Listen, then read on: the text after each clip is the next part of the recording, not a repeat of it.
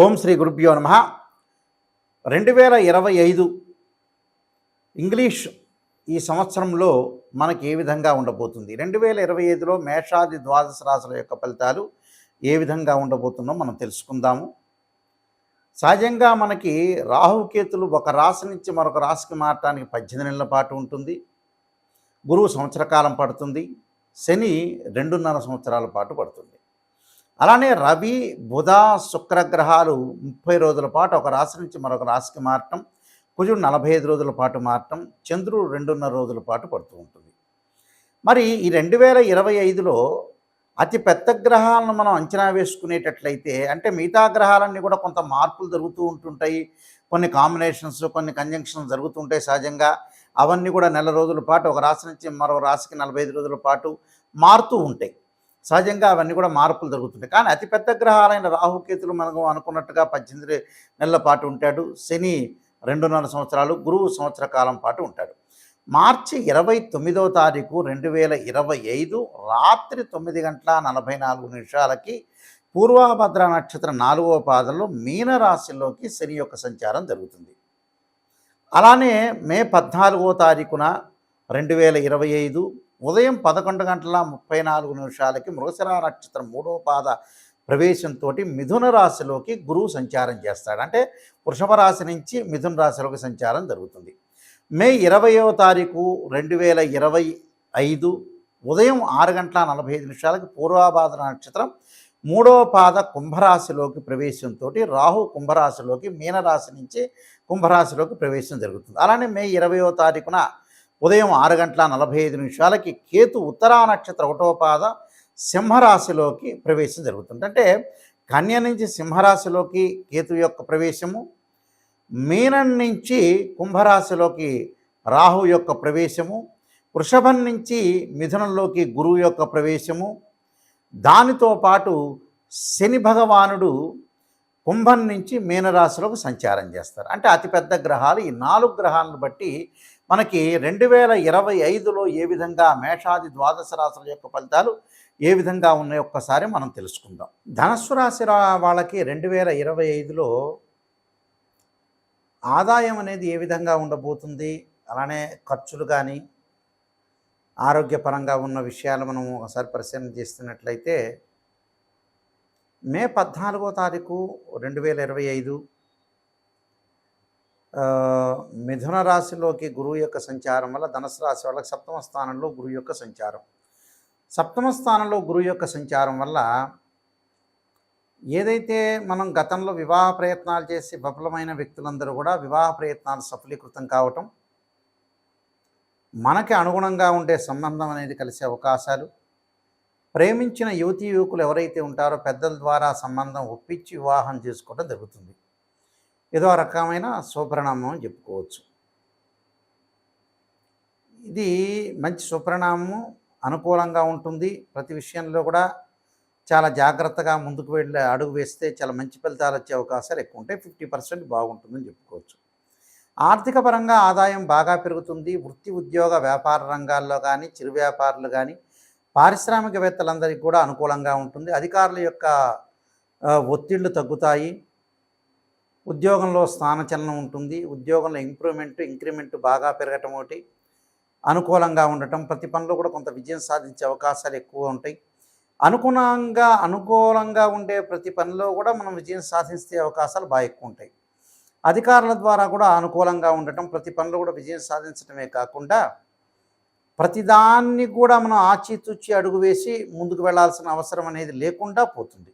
శత్రువులు మిత్రులుగా పెరిగిపోతారు. కానీ గౌరవ సన్మానాలు, అవమానాల విషయంలో మటుకు జాగ్రత్తగా ఉండాలి. అంటే బంధుమిత్రులతో వైరభేదం, అలానే గ్రాస్పింగ్ పవర్ ఉంది కదా అని ఎక్కువగా మాట్లాడితే కూడా కొన్ని ఇబ్బందికరమైన వాతావరణాలు ఎక్కువ ఉంటాయి. అంటే ధనుసు రాశి వాళ్ళకి 7వ స్థానంలో గురువు యొక్క ఫలితం వల్ల ఉన్నతమైన అభిప్రాయాలు, విదేశాలకు వెళ్ళటం, వృత్తి, ఉద్యోగ, వ్యాపార రంగంలో అనుకూలంగా ఉంటుంది. నూతన వ్యాపారాలు ప్రారంభం చేయటం, వ్యాపారంలో భాగస్వామ్య వ్యాపారం బాగా కలిసి రావటం, నూతన వ్యాపారాలు ప్రారంభం చేయొచ్చు. విదేశాలకు వెళ్ళే అవకాశాలు ఎక్కువగా ఉంటాయి. అలానే వివాహ ప్రయత్నాలు సఫలీకృతం కావటం, ఉన్నతమైన అభిప్రాయాలు, ఏదైతే సంతానం లేని వారికి కూడా సంతానం కలగటం, వాహనాలు కొనుగోలు చేయటం, రుణ బాధలు తగ్గించుకుంటుంటారు. కోర్టు సమస్యలు పరిష్కారంగా అవుతాయి. అన్నదమ్ముల మధ్యలో సఖ్యత, పిత్రార్జితం కూడా బాగా కలిసి వచ్చే అవకాశాలు బాగా ఎక్కువ ఉంటాయి. అలానే తృతీయ స్థానం రాహు యొక్క సంచారం, రాహు కూడా మారతాడుగా, మే 20వ తారీఖున కుంభరాశిలోకి మారతాడు కాబట్టి రాహు యొక్క ఫలితం వల్ల కూడా చాలా అద్భుతమైన రిజల్ట్స్ వస్తాయి. అన్నదమ్ముల మధ్యలో సఖ్యతయే కాకుండా ఇద్దరి మధ్య అభిప్రాయ భేదాలు తగ్గిపోతాయి. ఒకే ఆలోచన సరళిలో ఉండటం ఒకటి, ఆడవాళ్ళ మధ్యలో కూడా సఖ్యతగా పెరగటం, ఉన్నతమైన ఆలోచనలు, ఉన్నతమైన భావాలు బాగా పెరుగుతుంటాయి. అంటే అన్నీ కూడా అనుకూలంగా మనం సాధించే అవకాశాలు బాగా ఎక్కువ ఉంటాయి కాబట్టి ప్రతి పనిలో కూడా కొంత విజయాన్ని సాధించే అవకాశాలు ఎక్కువ ఉంటాయి. అలానే ఎలక్ట్రానిక్స్ గూడ్స్, విలువైన ఆభరణాలు, పూల మొక్కలు, చెట్లు, చేమలు, స్థలాలు, ఎలక్ట్రానిక్ గూడ్సు, నూతన వ్యాపారాలు, నూతనంగా భాగస్వామ్యంలో కొత్త కొత్త వ్యక్తుల్ని చేర్చడం ఒకటి, ఎమినెంట్ స్కాలర్స్తో బాగా పరిచయాలు ఏర్పడటం వల్ల కూడా వాళ్ళకు అనుకూలంగా ఉండే అవకాశాలు ఎక్కువ ఉంటాయి. కాబట్టి ధనుసు రాశి వాళ్ళకి గురువుకు రాహు యొక్క ఫలితం చాలా అద్భుతంగా ఉంటుంది. కానీ కేతువు యొక్క బలం వల్ల కొంత ప్రమాదాలు పొంచి ఉంచే అవకాశాలు ఎక్కువ ఉంటాయి. అంటే వాహనాల మీద వెళ్ళేటప్పుడు కానీ, ఎవరితో మాట్లాడేటప్పుడు అతిగా మాట్లాడటం అనేది మంచిది కాదు. దానివల్ల కొంత ఇబ్బందులు కలిగే వాతావరణం ఉంటుంది. శని యొక్క బలం వల్ల కూడా తల్లి యొక్క ఆరోగ్య విషయంలో కానీ, వాహనాల మీద వెళ్ళేటప్పుడు కానీ కొద్దిగా దాని యొక్క స్పీడ్ తగ్గించుకొని ముందుకు వెళ్ళటం వల్ల చాలా మంచి పనులు జరిగే అవకాశాలు ఉంటాయి. నేను చెప్పిన నియమాలు మీరు పాటించడం వల్ల కూడా మంచి సుఫలితాలు జరిగే అవకాశం ఖచ్చితంగా ఉంది. ఈ రాశుల వాళ్ళందరూ కూడా చక్కగా కొన్ని అనుసరించాల్సిన నియమాలన్నీ ఉన్నాయి. ఈ సంవత్సరం అంతా కూడా 2025లో ఈ రాశుల వాళ్ళందరూ కూడా అనుసరించాల్సిన విధానం ఏమిటి, విధి విధానాలని అనుసరిస్తే మన జీవితం అనేది ఎలాంటి మలుపు తిరగబోతుంది అంటే, వృత్తి, ఉద్యోగ, వ్యాపారం కానీ, వివాహం కానీ, అలానే ఆరోగ్యపరంగా కానీ, ఆర్థిక సమస్యలు కానీ, కోర్టు సమస్యలు కానీ, ఇలాంటివన్నీ కూడా ఇబ్బందులు కలగకుండా ఉండటానికి నేను కొన్ని ప్రత్యేకంగా రెమెడీస్ చెబుతాను. ఆ రెమెడీస్ అనేవి మీరు పాటించండి, మీకు మంచి జరిగే అవకాశం ఖచ్చితంగా ఉంటుంది. 2025లో గణపతి యొక్క ప్రార్థన చేయండి. గణపతి యొక్క ప్రార్థనగా చేయాలి అని అంటే మనకి 2025 సంవత్సరంలో సహజంగా సంకష్టహర చతుర్థి వ్రతాన్ని పాటించండి. సంకష్టహర చతుర్థి వ్రతాన్ని ప్రతి నెలలో చేసుకోవటం కానీ, లేకపోతే నెలకి ఒక నెలలో చేస్తే నెక్స్ట్ మంత్ ఆపేసుకొని ఆపై మంత్లో కానీ సంకష్టహర చతుర్థి గణపతి యొక్క ప్రార్థన, గణపతిని గకార అష్టోత్తరంతో ప్రార్థన చేయటం చేయండి. అంటే వక్రతుండ మహాకాయ కోటి సూర్య సమప్రభ నిర్విఘ్నం కురుమే దేవా సర్వకార్యేశ్వరుదా అనే మంత్రాన్ని చక్కగా చదువుకోండి. వీలైతే తత్పురుషాయ వక్రతుండాయ ధీమహే తన్నోదంతి ప్రచోదయాత్ అనే మంత్రాన్ని చదవటం ఒకటి. గణపతి యొక్క ఆలయాలను దర్శనం చేయండి. అది ఎప్పుడు సంకష్టహర చతుర్థి రోజున కానీ, బుధవారం కానీ, హస్త నక్షత్రం కానీ. అంటే మన జీవితంలో ఉండే విజ్ఞానాన్ని కూడా తొలగిపోతుంటాయి. ధనం కలిసి రావాలంటే, ధనపరంగా ఇబ్బందులు మీకు కలుగుతున్నాయి అంటే, ఓం యక్షాయ కుబేరాయ శరణాయ ధనధాన్యాధిపతే ధనం ధాన్య సమృద్ధిమే దేహిమే దాపై స్వహ అనే మంత్రాన్ని చక్కగా గురువారం రోజున ప్రాతకాలం చదవండి. వీలైతే ఇది నేను చదవలేను గురువుగారు అని చెప్పిన వ్యక్తులకి దేవానాంచ ఋషీనాంచ గురుకాంచన సన్నిభం బుద్ధిమతం త్రిలోకేశం తమ నమామి బృహస్పతిమని ప్రదోషకాల సమయంలో 2025లో ప్రతి గురువారం రోజున సాయంత్రం పూట చదవండి. వీలున్న గురువారాలు ఎక్కువ శాతం చదవటం అనేది నేర్చుకోండి. దానివల్ల ఏదంటే ధనం కలిసి వచ్చే అవకాశాలు ఎక్కువ ఉంటాయి.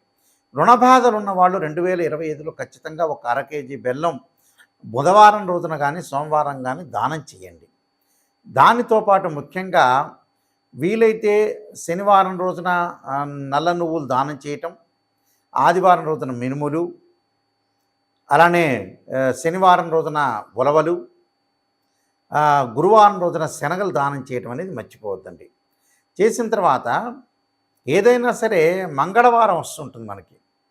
అంటే మంగళవారం రోజున కానీ, వీలైతే మృగశిర, చిత్త, ధనిష్ట నక్షత్రం రోజుల్లో కానీ కందులు దానం చేయండి. కందులు దానం చేయటంతో పాటు చక్కగా కందుల్ని ముందు రోజున నానబెట్టి ఆవుకు పెట్టడం అనేది కూడా నేర్చుకోండి. అలానే వాహన ప్రమాదాలు ఇవన్నీ కూడా కలగకుండా ఉండాలంటే ఖచ్చితంగా సుబ్రహ్మణ్య స్వామి యొక్క ఆరాధన చేయండి. తత్పురుషాయ విద్యే మహాసేనాయ ధీమే తన్నో షణ్ముఖ ప్రచోదయాత్ అనే మంత్రాన్ని చక్కగా చదవండి. కోర్టు సమస్యలు కూడా మీకు పరిష్కారం జరిగే అవకాశాలు ఖచ్చితంగా ఉంటాయి. అలానే వివాహం కాని స్త్రీ పురుషులు ఎవరైతే ఉంటారో వాళ్ళందరూ కూడా తప్పకుండా సీతారాముల యొక్క కళ్యాణంలో కానీ, శివపార్వతుల యొక్క కళ్యాణంలో కానీ పాల్గొనండి. అలానే శ్రీ వల్లీదేవి సమేత సుబ్రహ్మణ్య స్వామి యొక్క కళ్యాణంలో పాల్గొంటే కూడా మీకు కళ్యాణం జరిగే అవకాశం ఖచ్చితంగా ఉంటుంది. దీనితో పాటు విద్యార్థులు ఖచ్చితంగా విద్యలో వెనకబడి ఉన్నట్లయితే దక్షిణామూర్తి స్తోత్ర పారాయణం చేయండి. అలానే సరస్వతీ దేవ ఆలయాన్ని సందర్శన చేయటం అనేది మర్చిపోద్దండి. అంటే ఇవన్నీ కూడా ఆరోగ్యపరంగా ఇబ్బందులు కలిగే వ్యక్తులు కూడా శరీరే జర్జరీభూతే వ్యాధిగ్రస్తే కలేబరి ఔషధం జాహ్నవీతూయం వైద్యో నారాయణ హరి అనే మంత్రాన్ని చక్కగా చదువుకోండి. నువ్వుల నూనెతోటి శివుడికి అభిషేకం చేయండి. చేస్తే కూడా ఆయు ప్రమాణం పెరిగే అవకాశం ఖచ్చితంగా ఉంటుంది. అలానే ప్రతి విషయంలో కూడా ముందంజలో ఉండాలంటే ఖచ్చితంగా కొన్ని నియమాలనేవి పాటించండి. ఆ నియమాల్లో ముఖ్యంగా నేను కొన్ని విషయాలు స్పష్టంగా తెలియజేస్తున్నాను. అవన్నీ కూడా మీరు పాటించి ముందుకెళ్తే మీకు మంచి జరిగే అవకాశం ఖచ్చితంగా ఉంది. ఇలాంటివన్నీ కూడా మీకు అన్నీ కూడా దోషాలన్నీ తొలగిపోవాలంటే ఖచ్చితంగా ఏదైతే మీకు బాధలన్నీ ఉంటాయో ఆ బాధలన్నీ కూడా తొలగటానికి ప్రత్యేకంగా నేను ఒక పుస్తకాన్ని రాశాను. అది రాజమండ్రి మోహన్ పబ్లికేషన్ వాళ్ళు బృహత్ పరిహార సింధు అని మంత్ర యంత్ర తంత్ర రెమెడీస్ అనే పుస్తకం ఉంది.